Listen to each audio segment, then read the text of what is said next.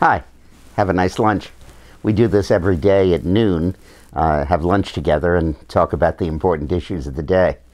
A while ago I sat down with Herman Cain and we had a long interview running for president, and I was very impressed with this guy.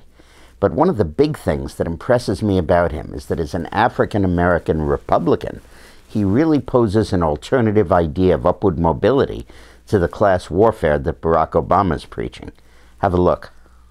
But of course, the other change is the change of pitting Americans against other Americans, yes, of class warfare. And I was just intrigued that as an African-American running for president, you have a perspective on that, perhaps yes, of a different vision of relations in this country. Yes, there are two cards that Herman Cain will never play. The race card, it's not about color, it's about content and character. Secondly, I'll never play the class warfare card because I came from a background where my parents achieved their American dreams the old-fashioned way. They worked for it. Mm-hmm. My dad was a chauffeur, a barber, and a janitor. He worked 3 jobs until he could make it off of 1 job. My mother was a domestic worker. They never played the victim. I never heard them ask, well, what is the government going to do in order for this family to make it? No. And so I learned the importance of those values. So how would you contrast the heritage that your race gives you as opposed to the one that Obama's race gives him? In my case, I am the great-great-grandson of slaves in this country. That gives me a perspective on one of the great things about this country, its ability to change. I don't hold any grudges on about the history of this country, although some people want to. Right. It goes all the way back, Dick, to the Founding Fathers. When they conceived that language in the Declaration of Independence, all men are created equal. They were not living up to that creed at that point, but America worked up to that creed. And so the fact that America worked up to that creed, we made it through the Great Depression. We made it through the civil rights movement of the 50s and the 60s, where I lived through it, right, and was able to become a beneficiary of the positive results of that by going into corporate America, climbing that proverbial corporate ladder, becoming a vice president in a corporation when it wasn't cool for a black guy to be a vice president. Right. But that's the greatness of America. Right. This is the greatness.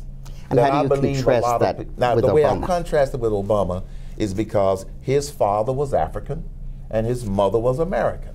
I consider myself an American black conservative. Right. Technically, he's an African American. However, much of his background wasn't having to watch his parents struggle trying to make ends meet. Much of his background wasn't like my background, watching my uncles, my aunts, and members of my church struggle with blue-collar jobs and other jobs trying to make it in this country.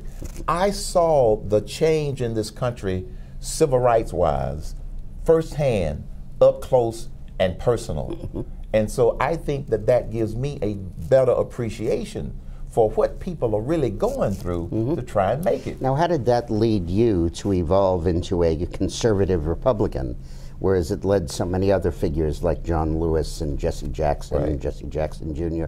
to evolve in the opposite direction? The way I evolved into becoming a conservative was I achieved one of my lifelong dreams. I wanted to make some money. All you have to do is make some money and look closely at how the government is trying to take it and misuse it. We don't object to paying taxes. Most of us don't. We object to our taxes being misused. So when I became president of Godfather's Pizza, growing up, the civil rights movement was big. I voted Democrat when I first started voting because the Democrats were able to co-opt more of the credit for the Civil Rights Act of 1964 and the Voters' Rights Act of 1965. Just happened to have a Democrat president, so they co-opted credit for it, even though you and I both know historically that a larger percentage of Republicans voted for it than the percentage of Democrats that voted for those 2 critical bills. Right. And so as a result, I have a better appreciation firsthand of the struggle and then trying to make it in corporate America and recognizing those barriers as I moved up the corporate ladder that were preventing businesses from creating more jobs and growing. Their perspective has been primarily driven by civil rights and holding public office, which gives you a different perspective than actually having to build a business, turn a business around, make a payroll, and create and maintain jobs. It's all about the path to upward mobility. Is it political or is it entrepreneurial? It's entrepreneurial, no question about it. It's entrepreneurial. And I think the thing that really solidified me as a conservative was when I became president of Godfathers in 1986. And at that time, Pillsbury owned Godfathers, and I had a very nice salary and a bonus plan.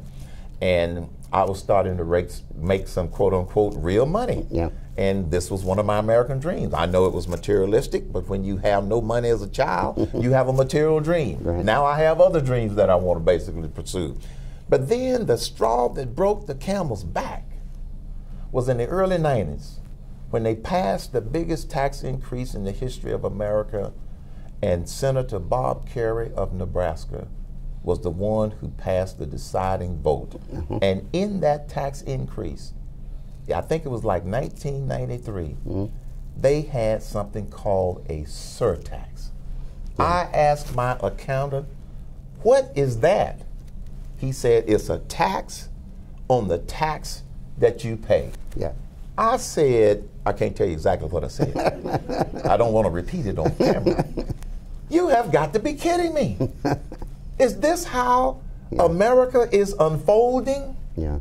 That we are spending so much money irresponsibly that we get taxed on the amount of tax we pay in order to be able to run the government. I said something is wrong. Right. And I later learned the difference between a conservative and a liberal. And my definition is real simple. A conservative is someone who believes in less government, less taxes, more individual responsibility. Liberals believe in more government, more taxes, and less individual responsibility. Good. And one night I was doing my radio show, and a lady called, and she said, Mr. Cain, my mother and I are sitting here in tears. I said, why? Was it something I said? She said, yes. We thought we were liberals all our life because nobody had ever defined it. We now realize that we are conservative to the core based upon your definition. Right. Thank you for opening our eyes. That's great. It was great. You know, that guy ought to run for president. I'm awful glad he is. So tune in next week and we'll have another clip from my interview with Herman Cain.